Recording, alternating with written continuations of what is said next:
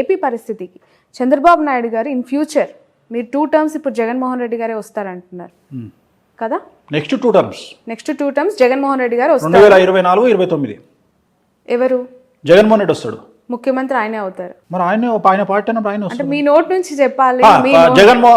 జగన్మోహన్ రెడ్డి గారు 2024లో మరియు 2029లో ఆయనే ఆంధ్రప్రదేశ్ రాష్ట్రానికి ముఖ్యమంత్రిగా ఉండబోతా ఉన్నారు. డామ్ షూర్ గా. ఇది రికార్డ్ అవుతుంది కదా బాబు, రికార్డ్ చేస్తున్నా. ఆ తర్వాత అయినా చంద్రబాబు నాయుడు గారు ముఖ్యమంత్రి అయ్యే అవకాశం ఉందా? ఏందమ్మా రాసుకొచ్చుకుంటా ఏంది 200 ఏళ్ళు బతుకుతాను బడే ఉన్నావు నువ్వు, నాకు అర్థమైతలేదు. అంటే 74 ఏళ్ళు ఇప్పటికే మీరు అన్నారు తెలంగాణలో రేవంత్ రెడ్డి గారు సీఎం కాదమ్మా, 74 ఏళ్ళు ఆయనకు రాజకీయ గండం ఉంది, పరిస్థితులు అనుకూలంగా లేవు కాంగ్రెస్ పార్టీకి అని చెప్పారు. ఏపీలో జగన్మోహన్ రెడ్డి గారు 2 టర్మ్స్ వచ్చిన తర్వాత ఏమైనా సిచ్యువేషన్స్ బ్యాడ్ గా వెళ్లే అవకాశం కనిపిస్తుంది? ఏం లేదు. ఇంకా రేపు 2024లో జగన్మోహన్ రెడ్డి సీఎం అయినాక టీడీపీ అనే పార్టీ ఏడు ఉంటది. ఓకే, తర్వాత చూద్దాం కదా. ఆ పార్టీ 29 వరకు సస్టైన్ అయినప్పుడు కదా ఆ పార్టీ అప్పటి వరకు సస్టైన్. ఇప్పుడు నేను ఇంతకుముందు చెప్పిన 2017లో ఒక ఇంటర్వ్యూలో చెప్పిన ఏమని అంటే, రాజశేఖర్ రెడ్డి లాగా మారిన జగన్మోహన్ రెడ్డి గారిని చూస్తారు మీరు అని చెప్పిన. అన్నట్టుగానే ఆయన మారిండు. మారిన తర్వాత ఆయనకు జనాల్లో లీడర్లు నమ్మకం వచ్చింది. అట్లనే ఇంకో మాట చెప్తున్నా ఇప్పుడు నీ తరపున, కేసీఆర్గా మారబోతున్న జగన్మోహన్ రెడ్డిని చూస్తారు 24లో. అర్థమైందా డైలాగ్? ఓకే, కంట్రోల్ చేస్తాడు. ఓకే, అందరినీ కంట్రోల్ చేస్తాడు. సో ఇంకా తిరుగులే జగన్మోహన్. స్థానబలం ఏంటంటే స్థానబలం. మేము తెలంగాణలో ఉన్నాం కాబట్టి ఆంధ్రలో మమ్మల్ని ఏం చేస్తారు అని చాలా మంది అనుకుంటారు. కానీ బట్ కుటుంబానికి సంబంధించి పదే పదే మాట్లాడుతూ ఉన్న వాళ్ళకి అంటే ఇంపాక్ట్ ఏ విధంగా ఉంటుంది అంటారు? ఈ ఎలక్షన్స్ టైంలో చెల్లి షర్మిల గారు తెలంగాణకు వచ్చేసారు, తల్లి గౌరవ అధ్యక్షురాలుగా రాజీనామా చేశారు, ఇప్పుడు ఆయనతో భార్య ఉన్నారు భారతి గారు. పరోక్షంగా సపోర్ట్ చేసినా కూడా ఆమె ప్రత్యక్ష రాజకీయాలకు వచ్చే అవకాశం ఉందంటారు? లేదమ్మా, లేదు, రారు. ఓకే, ఆ నెసిటీ లేదు వాళ్ళకి. వాళ్ళ ఫ్యామిలీకి అవసరం ఏముంది? ఇప్పుడు సరే, ఇప్పుడు షర్మిల ఫైటింగ్ ఇంకోటో అవన్నీ వ్యక్తిగతమైన అంశాలు. ఇప్పుడు తెలంగాణలో నాకు తెలిసిన ఫ్యామిలీ ఉంది. అన్న టీఆర్ఎస్లో ఉన్నాడు, తమ్ముడు బీజేపీలో ఉన్నాడు, వాళ్ళ పెద్దన్న కాంగ్రెస్లో ఉన్నాడు. వాళ్ళు అనామకులు కాబట్టి వాళ్ళ గురించి మాట్లాడుకోము. ఇది సీఎం ఫ్యామిలీ కాబట్టి మాట్లాడుకుంటున్నాం. అట్లా ఎన్ని ఫ్యామిలీలు లేవు తెలంగాణలో? నాకు తెలిసిన వాళ్ళు మస్తు మంది ఉన్నారు. ఓకే, సో అది కామన్ కదా. దాన్ని పెద్ద విశేషించి మాట్లాడుకోవాల్సినటువంటి అవసరం లేదు. వాళ్ళ జాతకరీత్యా ఉంటుంది. షర్మిల జాతకము, షర్మిల ఆంధ్రప్రదేశ్లో ఎంపీ కావాలి అంటే జగన్మోహన్ రెడ్డి చెప్పినట్టు ఉంటుంది. అన్న నాకు ఎంపీ అంటది, రాజ్యసభ ఇస్తాడు, ఎంపీ ఇస్తాడు, పోతుంది.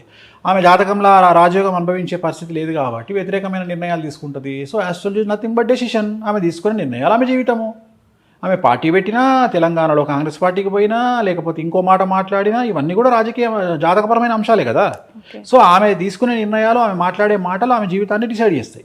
ఎలా ఉండబోతుంది అంటారు షర్మిల యొక్క? పెద్ద గొప్పగా ఉండదు. ఓకే, షర్మిల గారు జగన్ దగ్గరికి పోతే హ్యాపీగా ఉంటుంది ఆమె జీవితం. ఆయన లేకుండా ఆమె ఊహించుకోలేం. వెళ్ళే అవకాశం ఉందంటారు? ఎందుకంటే నీకు బాగా క్లోజ్ అమ్మా, నాకు తెలుసమ్మా. నీకు అమితమైనటువంటి ప్రేమ, నీకు చాలా క్లోజ్ షర్మిల. ప్రొఫెషన్ వేరు, వ్యక్తిగత మామూలుగానే అంటున్నా తల్లి. చెప్పట్లేదు. ఇప్పుడు చాలా మందికి ఏంటంటే, ఇప్పుడు నేను మీకు డీకే శివకుమార్ అత్యంత సన్నిహితుడు అంట, కానీ ఆ సన్నిహితం ఎంతవరకు ఉండాలో అంతవరకే. షర్మిలమ్మ గారు పార్టీ పెట్టినప్పటి నుంచి టిల్ టుడే ప్రతి ఒక్క పొలిటికల్ యాక్టివిటీ పైన నా కవరేజ్ ఉంది.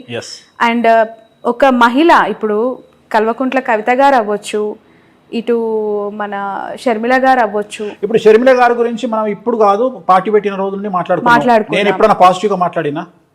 ఓ మొత్తం ఇరగదీస్తుంది అని చెప్పిన, 1% ఇంపాక్ట్ కూడా ఉండదు అని చెప్పిన. నిజమైంది కదా.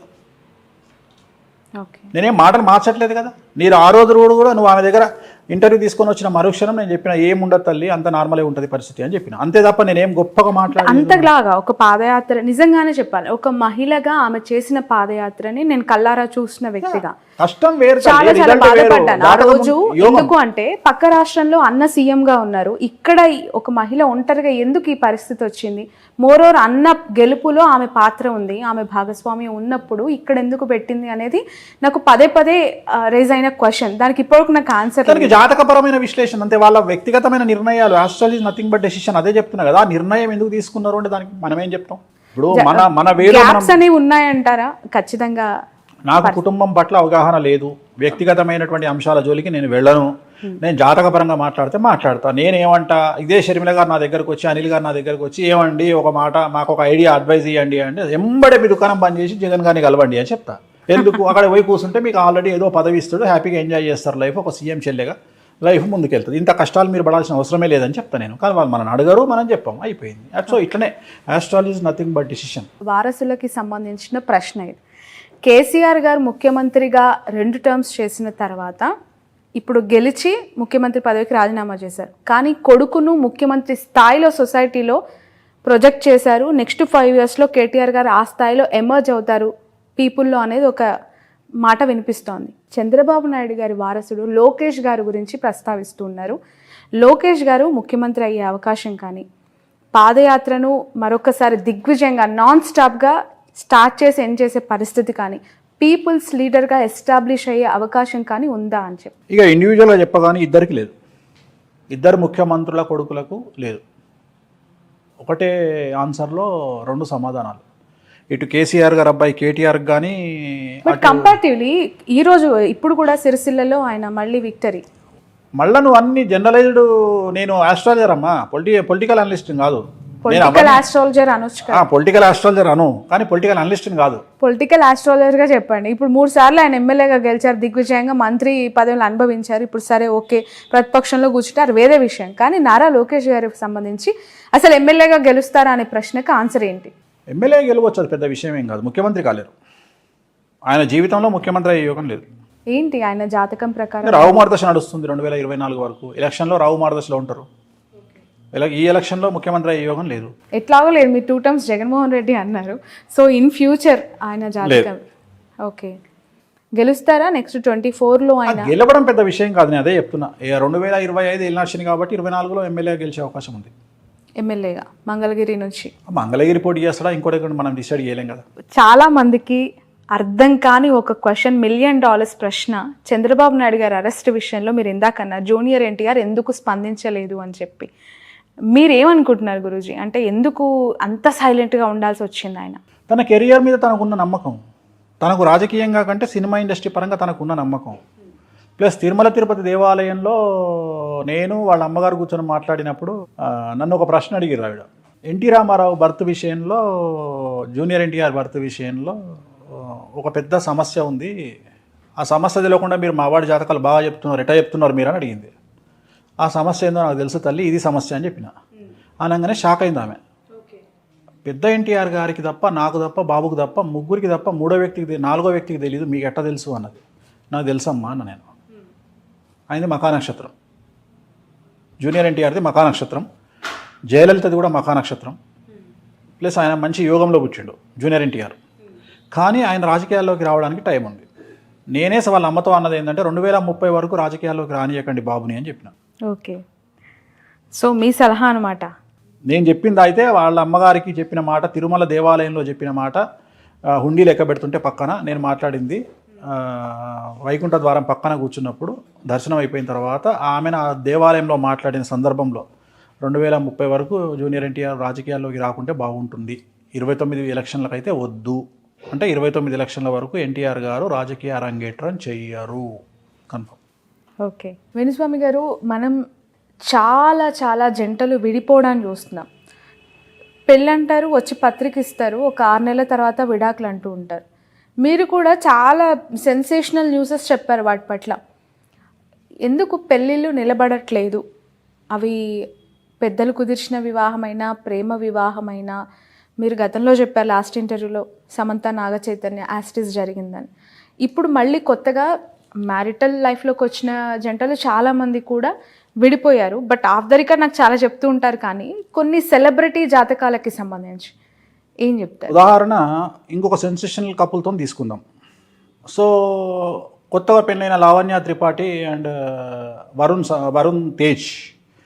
సో ఆ ఇద్దరు జాతకాల్లో గురువు శుక్రుడు నీచంగా ఉన్నాడు కాబట్టి నాకు తెలిసి వాళ్ళు కూడా రేపొద్దున ఫ్యూచర్లో కలిసి ఉండే అవకాశాలు లేవు. సో ఏమైపోయింది అంటే, నేను ఇట్లా చెప్పంగానే వీడికి ఏం పని లేదా, పాట లేదా, వీడు పెళ్ళిళ్ళు చేసుకుంటుంటే డివోర్స్ అని మొత్తుకుంటుంటే వీడికి పిచ్చి లేచిందా అన్నట్టు అయిపోయింది. నేనేం చెప్తున్నా అంటే, ఈ పెళ్లి చేసుకొని విడిపోవడం కంటే చేసుకోకుండా తగలడంట్రా అని నేను చెప్తున్న పాయింట్. అంటే జాతకంలో ఉండే దోషాలను బేస్ చేసుకొని మాట్లాడతాను నేను మిగతా విషయాలు మాట్లాడా. అరేంజ్డ్ మ్యారేజ్ కానీ లవ్ మ్యారేజ్ కానీ 10 పెళ్లిలలో 8 పెళ్లిళ్ళు విచ్ఛిన్నమవుతున్నటువంటి సిచ్యువేషన్లో మనం ఉన్నాం. అందుకనే శాస్త్రం చెప్పేటప్పుడు దేశ కాలమాన పరిస్థితులు అంటాం మనం. తెలంగాణలో ఇండియాలో ఉన్న కుజదోషం అమెరికాలో ఉండదు, ఆఫ్రికాలో ఉండదు. సో దేశ కాలమాన పరిస్థితులను బట్టి జాతకాలు చెప్పాలి. సో మన దేశంలో కుజదోషం ఉంటుంది, శుక్రదోషం ఉంటుంది, లావణ్య త్రిపాఠికి గురుదోషం ఉంది, వరుణ్ తేజ్కు నాగదోషం ఉంది. కాబట్టి ఈ ఇద్దరి కుటుంబాల్లో ఒక ప్రముఖమైనటువంటి లేడీ ద్వారా, ఒక స్త్రీ మూలకంగా వీళ్ళిద్దరు విడిపోయే అవకాశం ఉంది. ఇవాళ చెప్తున్నాను నీకు. సో ఈ జాతకాన్ని మేము మొదలే అంచనా వేసి చెప్తాం, మీరు పెళ్లి చేసుకోకంటారా అని. అయినా మా చావు మేము చేస్తాం, మేము ప్రేమించుకున్నాం, పెళ్లి చేసుకున్నాం అని జోస్లో పెళ్లి చేసుకుంటాం. అంటే ఇప్పుడు 6 ఏళ్ల ప్రయాణం, వాళ్ళ ప్రేమ అనేది 6 ఏళ్ళు ప్రయాణించి పెళ్లి పీటలు ఎక్కిందని మాట్లాడుకునే క్రమంలో అట్లా పెళ్లి చేసుకున్నారో విడిపోతారని మీరు చెప్తున్నారు. అంటే మొదలే చెప్తారు వాళ్ళకు, నేను చెప్పడం కాదు ఇది. ఇప్పుడు వేణుస్వామి చెప్పిన కథ కాదు ఇది. వాళ్ళకు సంబంధించిన పండితులు ఆల్రెడీ చెప్తారు వీళ్ళకు, మీరు విడిపోతారు చేసుకోకండి అని. అయితే వీళ్ళ ఓవర్ కాన్ఫిడెన్స్ ఏంది అంటే, మేము కలిసి ఉంటాం, మీరెంత మా ముందరా అనుకొని చేసుకుంటారు. అది ప్రేమికులకు ఉండాల్సిన ప్రథమ లక్షణం, నేను కూడా కాదంటలేను. నాది కూడా ప్రేమ వివాహం కాబట్టి. కానీ పెళ్లి చేసుకున్నాక అస్సలు టార్చర్ స్టార్ట్ అవుతుంది. పెళ్ళి ఎప్పుడు, నేను ఇంతకుముందు కూడా చెప్పిన నీకు, ప్రేమించిన అమ్మాయిని సంపాదించడం గొప్ప కాదు, పెళ్లి చేసుకున్న తర్వాత అమ్మాయిని కాపాడుకోవడం గొప్ప అనేది నా ఉద్దేశం. రెండోది ఏంటంటే, ఎప్పుడు కూడా మగవాడు అణిగిమణిగి ఉండాలి. ఈ కలియుగంలో మగవాడు రెచ్చిపోతే వర్కౌట్ కాదు. ఎట్లాగో ఆడవాళ్ళు రెచ్చిపోతారు. ఎందుకంటే ఆడవాళ్లకు వర్క్ బ్యాలెన్సింగ్, వర్క్ స్ట్రెస్, ఇంటి స్ట్రెస్ వల్ల బ్యాలెన్స్ చేయలేకపోయినప్పుడు, లేదా ప్రకృతి నియమాల ప్రకారం డేట్ వచ్చినప్పుడు, మెన్సెస్ టైంలోనో వాళ్ళు బరస్ట్ అవుతారు. దాన్ని అర్థం చేసుకోగలగాలి. హార్మోన్ ఇన్బ్యాలెన్స్, థైరాయిడ్ ప్రాబ్లం వల్ల, పీసీఓడి, పీసీఓఎస్ల వల్ల వాళ్ళు ఏదైనా అరిచి మాట్లాడినా 10 నిమిషాలు సైలెంట్గా ఉంటే కథమైపోతుంది కిస్సా. కానీ మనోళ్ళు అట్లా ఉండదు కదా. దాన్ని సీరియస్గా తీసుకొని మొగోళ్ళు, మేధావులు మమ్మల్ని తిడతావా నువ్వు అని పెళ్ళాం మీదకి అరవడము, అది ఎక్కడికో దారితీసి విడాకులకు దారితీస్తాయి. సో దీంట్లో అత్త ఒక క్యారెక్టర్, తల్లి ఒక క్యారెక్టర్, తోటికోడలో క్యారెక్టర్, వీళ్ళందరూ వచ్చి పెంట పెట్టడం వల్ల విడాకులు అవుతాయి. అయితే మీరు అనొచ్చు ఇవన్నీ సామాజికంగా జరిగే అంశాలు కదా, జాతకానికి ఏం సంబంధం? దాంట్లోనే డిసైడ్ చేస్తాం. గురువు నీచంలో ఉంటే ఒక ప్రాబ్లం ఉంటుంది, శుక్రుడు నీచంలో ఉంటే ఒక ప్రాబ్లం ఉంటుంది, చంద్రుడు నీచంలో ఉంటే ఒక ప్రాబ్లం ఉంటుంది. నా వరుణ్ తేజ్ జాతకంలో గురువు నీచము, శుక్రుడు నీచము, లావణ్య త్రిపాఠి జాతకంలో నాగదోషము, కుజదోషము. సో ఇన్ని దోషాల మధ్యన వాళ్ళిద్దరు కలిసి ఉండడం అనేది చాలా పెద్ద మిరాకిల్. అదొక పెద్ద మిరాకిల్, అదొక ఇక అర్థం కానటువంటి చిదంబర రహస్యం. ఓకే. అంటే ఇప్పుడు మెగా ఫ్యామిలీకి సంబంధించి ఎప్పుడు కూడా ఏదో ఒక న్యూస్ టాక్ ఆఫ్ ద టౌనే. మనం గతం మెగా ఫ్యామిలీ అని కాదమ్మా, తప్ప అది మాట్లాడుకోవడం. ఎందుకంటే ప్రతి కుటుంబంలో ఉంటుంది. వాళ్ళు సెలబ్రిటీస్ కాబట్టి బయట తెలుస్తుంది. మన పక్కింట్లో ఏం జరుగుతుందో మనం, అది సెలబ్రిటీ కాదు కాబట్టి చెప్పం అంతే. సో అలానే అంటే ఇది సెలబ్రిటీ ఫ్యామిలీకి కాబట్టి ఇంత చర్చ కూడా జరుగుతుంది. నేను కూడా అందుకనే చెప్తా కదా, మీరు నాగ చైతన్యకి డివోర్స్ అవుతాయని చెప్పారు, అఖిల్ కి పెళ్లి కాదు డివోర్స్ అవుతాయని చెప్పారు. ఇప్పటి వరకు ఆయన కూడా కెరియర్ కూడా ఎఫెక్ట్ ఉంటుంది, ఆయన సెట్ కాడని చెప్పిన. ఎందుకంటే ఆయన జాతకంలో ఉన్న దోషము, మా చుట్టమేమో నాకీలు, నాకు శత్రువా, ఎందుకు చెప్తా? సో ఇవన్నీ ఉన్నాయి, నేను చెప్పినవి చాలా ఉన్నాయి. నేను చెప్పినవి అన్నీ తవ్వుకుంటూ కూర్చుంటే నేను చెప్పిన 100లో 98 సక్సెస్. నా సక్సెస్ రేట్ 98. నేను చెప్పినవి ఆల్మోస్ట్ ఆల్ జరిగినాయి. అసలు నేను చెప్పినవి జరగలేదు అనేది వెతికితే కష్టం, అసలు జరగకుండా ఉండవు. కాకపోతే ఆ టైం వరకు వెయిట్ చేయాలి అంతే. రెండోది ఏంటంటే, ఎందుకు చెప్తున్నావు అంటే పబ్లిసిటీ కోసం చెప్తున్నావు. బరాబర్ చెప్తా. నా లైఫ్కు నేనే సీఈఓ. మరి నన్ను నేను ప్రమోట్ చేసుకోవాలి, ఎవడు చెప్తాడు నన్ను? బట్ అలా ఒకరి లైఫ్ ని పబ్లిక్ ఫిగర్స్, సెలబ్రిటీ స్టేటస్ వాళ్ళని మాత్రమే చెప్తా. వాళ్ళ లైఫ్ ని ఇలా మీడియాలో ప్రస్తావించడం వాళ్ళ దృష్టిలో చెడవుతుంది కదా. వాళ్ళ దృష్టిలో చెడు అయినా వాళ్ళ వల్ల కొంతమంది బాగుపడతారనే ఉద్దేశం. సమంత, నాగ చైతన్య ఎగ్జాంపుల్ వల్ల చాలామంది పెళ్లి చేసుకోకుండా ఉన్నారు నాకు తెలిసిన వాళ్ళు. అంటే వేణుస్వామి నిజాలు చెప్తాడు, సమంత నాగ చైతన్యది ఇట్లా అయ్యింది కాబట్టి మేమిద్దరం వస్తాం అని నా దగ్గరకు వచ్చి కూర్చొని, స్వామి గారు మేమిద్దరం పెళ్లి చేసుకుంటాం, మా ఇద్దరికి షష్టాష్టకాలు అయినాయా, మేము చేసుకోవాలా వద్దా అని అడిగితే అమ్మాయి ఏమంటుంది? తల్లిదండ్రులకు చెప్తుంది అమ్మాయి, వేణుస్వామి చెప్పితే నిజంగా నమ్ముతా, లేకుంటే నా పిల్లగానే చేసుకుంటా. కొన్ని అంచనాలు తప్పొచ్చు కదా మీరు చెప్పిన ప్రెడిక్షన్స్. అంచనాలు తప్పవు, టైం తప్పుతుంది. నేను డిసెంబర్ అంటే అది జూన్కి వెళ్ళొచ్చు, నేను జనవరి అంటే జూన్కి వెళ్ళొచ్చు, కానీ అంచనాలు తప్పవు, జరిగి తీరాల్సిందే. పాలలో ఉప్పు వేస్తే 100% పాలు విరిగిపోవలసిందే. కానీ అది పాలు పొంగినప్పుడు ఇరిగిపోయినాయా, పొయ్యి మీద వెట్టంగా ఇరిగిపోయినాయా, దించేటప్పుడు ఇరిగిపోయినాయా అనేది తేడా. సో జరిగి తీరాల్సిందే. సో చాలామంది మారుతున్నారు. నేను చెప్పడం వల్ల షష్టాష్టకాల గురించి, సమంత నాగచైతన్య గురించి మాట్లాడినప్పుడు చాలామంది రియలైజ్ అవుతున్నారు. చాలామంది వేణుస్వామి దగ్గరకు వచ్చి మీరు చెప్పింది ఇంకా రబ్బర్ స్టాంప్ అని ఫిక్స్ అవ్వాలి. కాకపోతే నేనేం చేయలేను, నన్ను తిట్టుకున్నా నేనేం చేయలేను. ఇప్పుడు నేను నమ్మే వాళ్ళతో నాకు నా లింక్ అమ్మ, నమ్మనంతో నాకేం పని? ఈ ప్రపంచంలో ఇట్లా 2 చేతులు ఎత్తి నన్ను నమ్మితే నమ్మండి నమ్మకపోతే నమ్మకండి అని చెప్పింది నేను ఒక్కడనే. ఇప్పటికి కూడా చెప్తున్నా, నేను ఇప్పుడు కూడా చెప్తా, చిన్న చిన్న సమస్యలకు నా దగ్గరికి రాకండి. ఆ సమస్యలు మీ దగ్గర ఉన్న పంతులకో పురోహితులకో జ్యోతిష్కులకో చూయించుకోండి. పెద్ద సమస్యలు అయితేనే నా దగ్గరికి రండి. చిన్న సమస్యలకు నా దగ్గరికి రాకండి. పెద్ద సమస్య ఉంటే నా దగ్గరికి రండి. అంటే మీ లెవెల్ పెద్దది, నా లెవెల్ పెద్దది అంటలేను అమ్మా. పెద్ద సమస్య ఉంటే రమ్మన్నప్పుడు చిన్న సమస్యలకు మీరు పరిష్కారం క్యాన్సర్ లాంటి రోగాలకు నా దగ్గరికి రండి. మీకున్న రోగాలకు లోకల్ డాక్టర్ దగ్గరికి వెళ్ళండి. ఓకే, అప్పుడు అది పెద్దదెట్టవుతుంది. నేను తోపునని చెప్తలేను కదా. నేను అనేది ఏంటంటే ఆ టైం వేరే వాళ్ళకి ఇచ్చే అవకాశం నాకు వస్తుంది. నాకున్న టైమే తక్కువ, ఎవరికైనా 24 అవర్సే. దాంట్లో నా సోమర్థానానికి 9 గంటల వరకు లేవా. సో నేను వచ్చేది 12 గంటలకు నేను వచ్చి జాతకం చెప్పుకోవాలి అంటే ఆ 12 నుండి 4 మధ్యలో మహా అంటే 15 మందికి జాతకాలు చెప్తా. సో ఈ 15 మందికి చెప్పుకుంటూ పోతే ఎంతమందికి 8,000 మంది వెయిటింగ్ ఉన్నారు ఇప్పుడు ఈ రోజు కండిషన్. నేను ఎంతమందికి చెప్పుకోగలుగుతా. అందుకని దయచేసి మ్యాక్సిమం నా దగ్గరికి. ఇంకొంతమంది ఏం చేస్తారు, ఇప్పుడు ఒక క్లయింట్ నా దగ్గరికి వస్తాడు, ఒక రెమెడీ రాస్తా, తిరునల్లారు పోయి పూజ చేయించుకొని రండి. పూజ చేయించుకొని వచ్చినాక మళ్ళీ నా దగ్గరికి వస్తా అంటాడు. అయ్యా నువ్వు పూజ చేయించుకున్నావు కదా నాయన, మళ్ళీ నా దగ్గరికి ఎందుకు వస్తావు? రెమెడీ అయిపోయింది, వెళ్ళిపో. మళ్ళీ కలిసి నాతో మాట్లాడు, స్వామి నేను పూజ చేయించుకున్నా అని చెప్తా అంటాడు.